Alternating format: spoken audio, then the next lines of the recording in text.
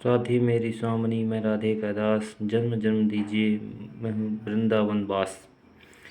मेरी लाडी जी कहाँ तक आखिर साथ देती हैं, आज हम आपको स्टोरी के माध्यम से बताएंगे।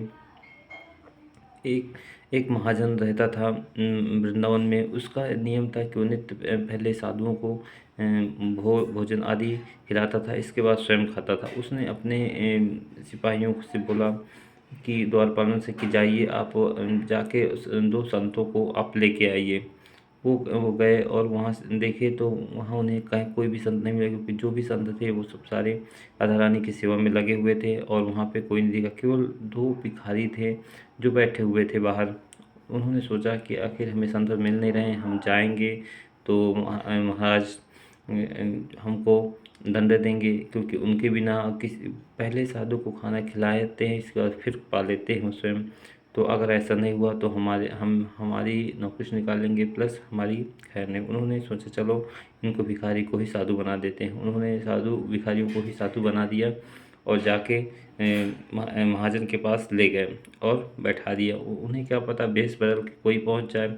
जैसा जैसा जैसा भेष वैसा वैसे ही व्यक्ति दिखने लगता है। व्यक्तित्व तो उसका फिर उसके स्वभाव से पता चलता है। जैसे ही उन्होंने अब जो भिखारी था वो कई दिनों से भोजन नहीं पाया था, तो जैसे ही उन्होंने क्या कहते हैं खील लगाए, फल फूल लगाए और आधी थाली लगी हुई थी, आधी थाली लगी हुई थी, इतने में उसने खाना शुरू कर दिया। उन्हें अब जो महाराज थे उन्हें शंका हो गई महाजन को कि ये साधु नहीं है, क्योंकि अगर साधु होता तो ये जब तक पूरा खाना ना लग जाता और राधा जी को पवा न देता तब तक खाना बिल्कुल नहीं खाता, और इस आधे से ही खाने लगा। उसको शंका हुई।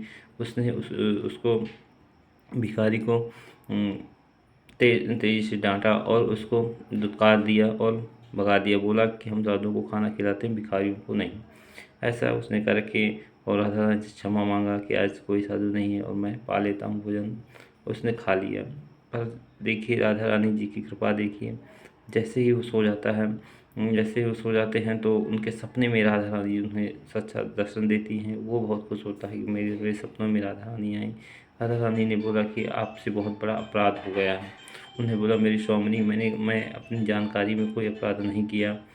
बोले कि जब वो आए जो आए थे उन्होंने तुम खाना क्यों नहीं खिलाए हो, क्यों खाना खाते समय दुत्कार दिया। उन्होंने बोला कि राधा रानी आप जानते हैं कि हम पहले साधुओं को खाना खिलाते हैं, इसके बाद हम खाते हैं, और वो भिखारी है उनको मैं कैसे खिला देता। देखिए लाडी जी इस प्रश्न पर कितना सुंदर जवाब दी। बोली उन जिनको आप भिखारी बोलते हो, जिनको खाना खाने से आपने दुत्कार दिया, उनको मैं 40 साल से खिला रही हूँ, तुम्हारा एक दिन भी नहीं खिलाया हुआ। ये ऐसे वचन सुनते ही उस महाजन ने राधा रानी से क्षमा मांगा और बोला मुझे क्षमा कर दीजिए, और उन्हें जाकर ढूंढ के लाया और उनको खाना खिलाया दूसरे दिन, और सारे अच्छे पोशाक दिए, दान दक्षिण किया। तो इस तरह मेरी राधा रानी जी के चरणों में जिनका जिनकी जो उनके चरणों में चले जाते हैं, जिन पे उनकी कृपा हो जाती है, तो राधा रानी जी से ज़्यादा कोई नहीं साथ निभाता। वो हर पल हर क्षण आपके साथ रहती हैं और आपका साथ देती हैं।